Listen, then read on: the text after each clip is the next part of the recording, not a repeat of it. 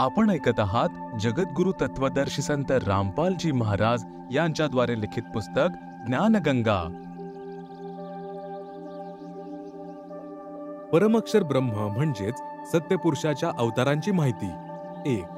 परमअक्षर ब्रह्म स्वतः पृथ्वीवर प्रगट होतात, ते सहशरीर येतात आणि सहशरीर परततात। ही लीला ते परमेश्वर 2 प्रकारे करतात। क. प्रत्येक युगात वनामध्ये शिशु रूपात सरोवरातील कमळाच्या फुलावर प्रगट होतात। तेथून एक निसंतान दाम्पत्य त्यांना उचलून घेऊन जातात। त्यानंतर लीला करत ते मोठे होतात आणि आध्यात्मिक ज्ञानाचा प्रचार करून अधर्माचा नाश करतात। सरोवराच्या पाण्यातील कमळाच्या फुलावर अवतरित होण्यामुळे या परमेश्वराला नारायण म्हटले जाते।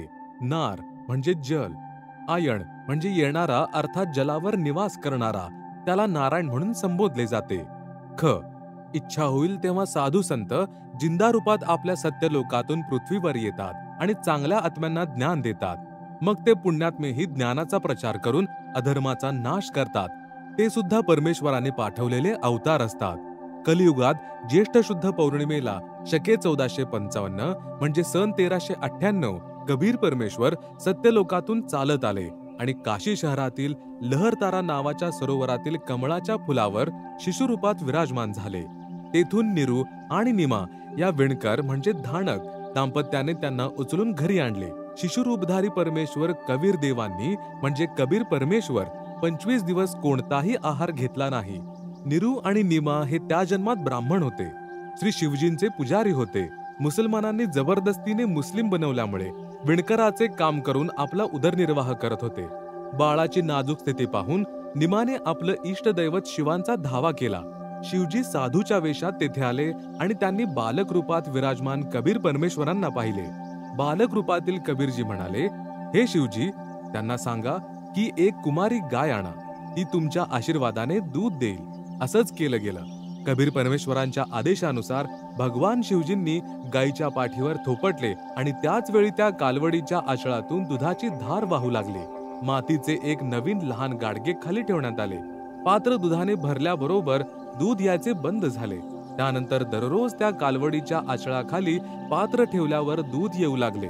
कबीर परमेश्वर ते प्राशन करत असत। विणकराच्या घरी पालनपोषण झाल्यामुळे मोठे झाल्यावर परमेश्वर कबीरजी सुद्धा कपडे विणण्याचे काम करू लागले। तसेच ते आपल्या चांगल्या आत्म्यांना भेटले, त्यांना तत्वज्ञान समजावून सांगितले आणि स्वतः देखील तत्वज्ञानाचा प्रचार करून अधर्माचा नाश केला। ज्यांना ज्यांना परमेश्वर जिंदा महात्म्याच्या रूपात भेटले त्यांना सचखंडात म्हणजे सत्यलोकी घेऊन गेले आणि परत आणून सोडले। त्यांना आध्यात्मिक ज्ञान दिले आणि आपल्या मूळ रूपाची ओळख करून दिली। ते त्या परमेश्वराचे म्हणजे सत्यपुरुष अवतार होते।